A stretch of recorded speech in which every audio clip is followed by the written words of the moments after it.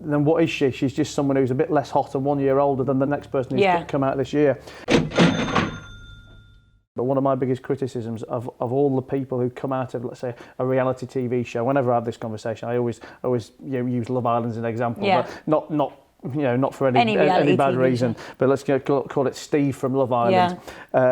And they come out with an unbelievable platform. I mean, the best thing that anyone in life or business could ask for. But then, so many of these people, 12 months, 18 months down the line, have disappeared into oblivion.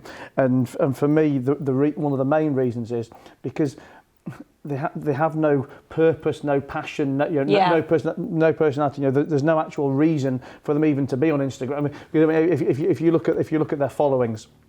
And let's say you've come out of Love Island and you're Sarah from Love Island.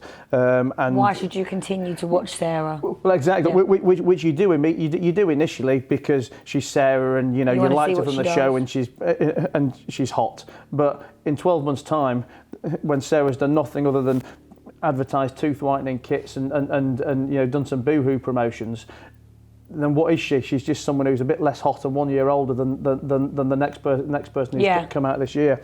And I think, so many of these people, A, they don't get it, but then also B, they don't even particularly realise it, because you never actually probably realise your audience is gone until it's too late, because you are, for 365 days, you are still Sarah from Love Island. And then on day 366, overnight, all the new Love Island people come out there. All of a sudden, you've immediately lost interest with your audience. Yeah. You've immediately lost interest with the brands. And okay, yes, fine. I'm sure you'll still be working to a degree in year 2 or year 3. But for me, it's such a missed opportunity.